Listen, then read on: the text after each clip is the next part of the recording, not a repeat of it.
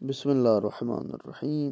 امام باقر علیہ السلام کے ایک شاگرد صحابی جابر ابن جعفی کوفہ کے رہنے والے تھے، لیکن امام باقر کی خدمت میں آ کر مدینہ میں رہ گئے۔ حضرت نے فرمایا، اپنے کو کوفہ کا مت کہنا، مدینہ کا بتانا، ورنہ لوگ اذیت کریں گے۔ عرض کی، یہ غلط بیانی تو نہیں ہے؟ فرمایا، ہرگز نہیں، جب تک تم مدینہ میں ہو، مدینہ کے رہنے والے ہو، اس میں کوئی غلط بیانی کا کیا سوال پیدا ہوتا ہے؟ نعمان بن بشیر راوی ہیں کہ ایک شخص نے جابر کو خط لا کر دیا، انہوں نے آنکھوں سے لگایا، کھول کر پڑھا، افسردہ ہوئے، کوفہ روانہ ہو گئے۔ وہاں پہنچ کر عجیب و غریب حرکات کرنے لگے، ایک لکڑی پر گھوڑے کی طرح سوار ہو کر بچوں کے ساتھ دوڑنے لگے۔ لوگوں نے کہا جابر دیوانے ہو گئے۔ تھوڑے دنوں کے بعد حشام ابن عبد الملک کا گزر ہوا تو کوفہ کا حاکم بن گیا، جابر کو قتل کر کے ان کا سر بھیج دیا۔ اس نے دریافت کیا اور معلوم ہوا کہ وہ ایک مرد فقیہ تھے، لیکن فی الحال پاگل ہو گئے۔ انہیں قتل کرنے کے ارادے سے کیا فائدہ ہے؟ چنانچہ اس نے اپنی رائے بدل دی۔ امام کے خط کی مصلحت سامنے آ گئی۔ یہ معلوم ہو گیا ائمہ طاہرین کس طرح اپنے چاہنے والوں کی زندگیوں کا تحفظ کیا کرتے ہیں، اور محبان آل محمد کے لیے عرصہ حیات کس قدر تنگ ہو گیا تھا۔ اقبال: بہترین امتزاج یہ ہے کہ علم کو حلم کے ساتھ ملا دیا جائے، کہ اب اگر علم ہے تو ساتھ بردباری بھی ہو، صبر و تحمل بھی ہونا چاہیے۔ فرمایا، ہمیں 20 سال کی ہمراہی قرابت کا درجہ پیدا کر لیتی ہے۔ 3 چیزیں دنیا اور آخرت کے لیے مکارم ہیں: ظلم کرنے والے کو معاف کر دینا، قطع تعلقات کرنے والوں سے صلہ رحمی کرنا، جاہلوں کی جہالت کو برداشت کرنا۔ جس عالم کے علم سے فائدہ اٹھا جائے وہ 70,000 عابدوں سے بہتر ہے۔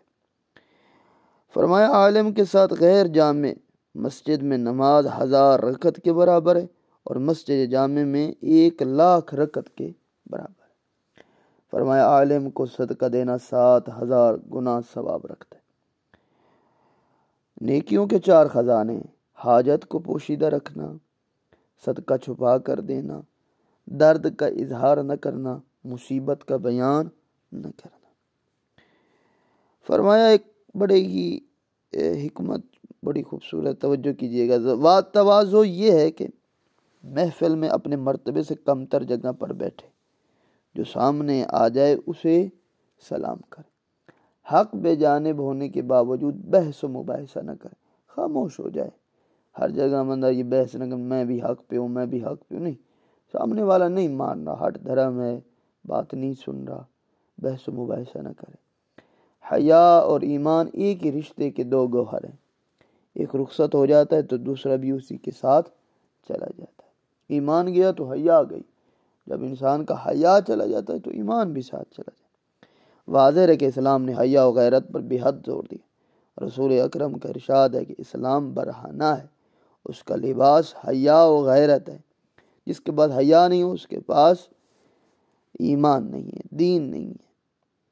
امام رضا علیہ السلام کے بارے میں نقل کی، ایک منافق نے آپ پر طنز کیا کہ آپ کے بعض دوست شراب پیتے، تو آپ نے فرمایا، حیا و غیرت سے یہ لوگ عاری ہیں۔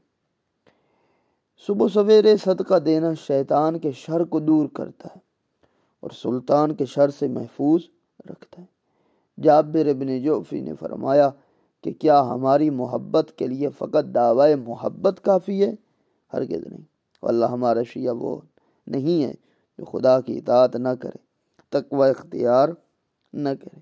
جابر، ایک زمانہ تھا جب ہمارے شیعہ تواضع و انکسار، ذکر خدا، نماز و روزہ، خبرگیری ہمسایہ، اعانت فقراء مساکین، ایتام، تلاوت قرآن سے پہچانے جاتے تھے۔ جابر نے عرض کی کہ حضور، آج کل کے دور میں تو ایسے افراد نظر نہیں آتے۔ فرمایا جابر، بہرحال ہماری محبت کی علامت یہی ہے، ورنہ کوئی شخص رسول اکرم سے زبانی محبت کرے اور ان کی سیرت پر عمل نہ کرے تو وہ محبت بھی کارآمد نہیں ہے، اگرچہ رسول اکرم کا مرتبہ امیر المؤمنین سے بالاتر ہے۔